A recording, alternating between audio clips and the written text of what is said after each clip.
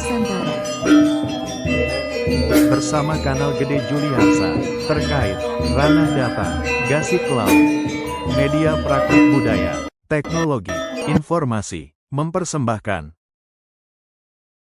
Standar akuntansi keuangan, entitas privat, untuk koperasi simpan pinjam, konvensional. standar akuntansi keuangan, entitas privat, untuk koperasi simpan pinjam, konvensional. Penerapan Peraturan Menteri Koperasi dan Standar Akuntansi Keuangan Entitas Privat. Peraturan Menteri Koperasi dan Usaha Kecil Menengah Nomor 2 Tahun 2024 tentang Kebijakan Akuntansi Koperasi.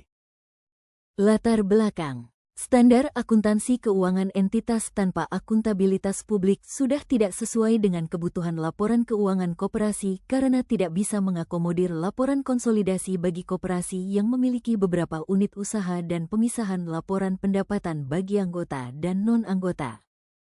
Peraturan Menteri Koperasi dan Usaha Kecil Menengah Nomor 12 Tahun 2015 tentang Pedoman Umum Akuntansi Koperasi Sektor Real, Nomor 13 Tahun 2015 tentang Pedoman Umum Akuntansi Usaha Simpan Pinjam Koperasi, Nomor 14 Tahun 2015 tentang Pedoman Umum Akuntansi Usaha Simpan Pinjam dan Pembiayaan Syariah oleh koperasi sudah tidak sesuai dengan perkembangan hukum dan kebutuhan masyarakat. Standar akuntansi keuangan entitas tanpa akuntabilitas publik akan diganti dengan standar akuntansi keuangan entitas privat yang berlaku per Januari tahun 2025. Isi Permen Koperasi dan UKM Nomor 2 Tahun 2024. Permen ini terdiri dari 7 bab dan 17 pasal, sebagai berikut.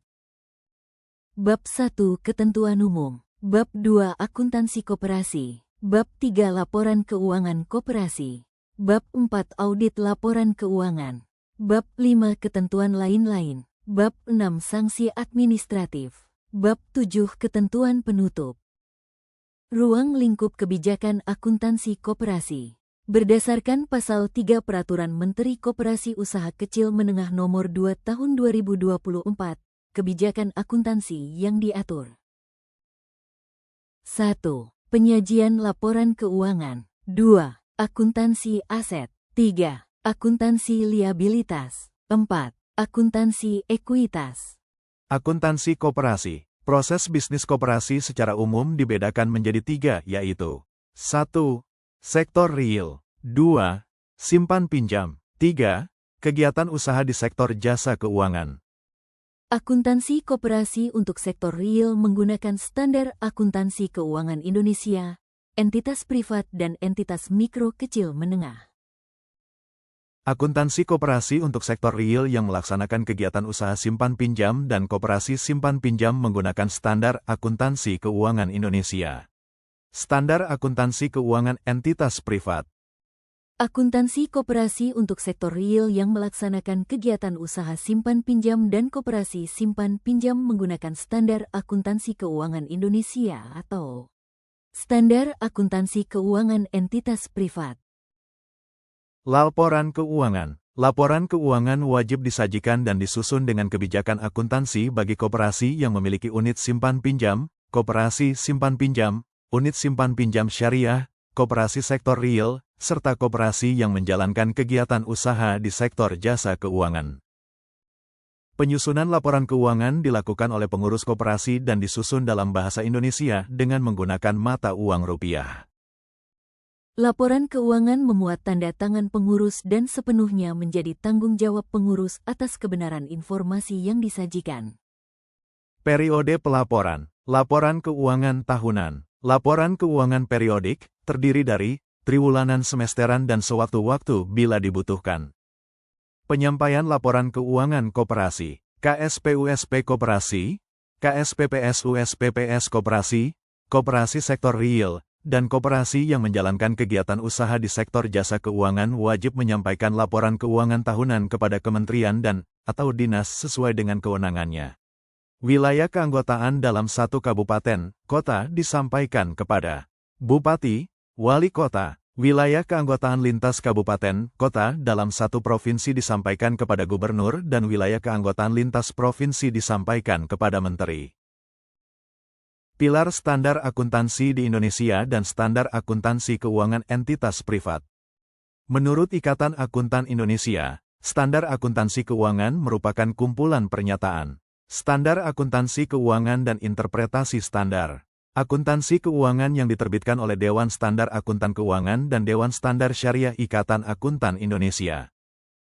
Menurut Ikatan Akuntan Indonesia, standar akuntansi keuangan merupakan kumpulan pernyataan, standar akuntansi keuangan dan interpretasi standar akuntansi keuangan yang diterbitkan oleh Dewan Standar Akuntan Keuangan dan Dewan Standar Syariah Ikatan Akuntan Indonesia. Pilar 1. Standar Akuntansi Keuangan Internasional berlaku tanggal 1 Januari tahun 2024 merupakan PSAK dan ISAK yang diterbitkan oleh DSAKIAI yang mengadopsi penuh IFRS Accounting Standard yang diterbitkan oleh IASB, International Accounting Standard Board. Standar akuntansi keuangan ini digunakan oleh entitas publik.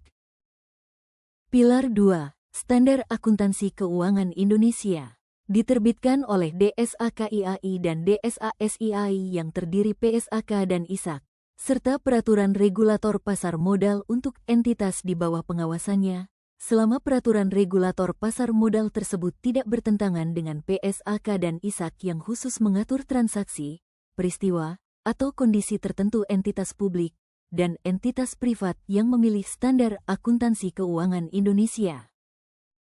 Pilar 3. Standar Akuntansi Keuangan Indonesia untuk entitas privat yang diterbitkan oleh DSAKIAI yang dapat digunakan oleh entitas privat atau entitas tanpa akuntabilitas publik yang memenuhi persyaratan yang ditetapkan standar akuntansi keuangan dimaksud.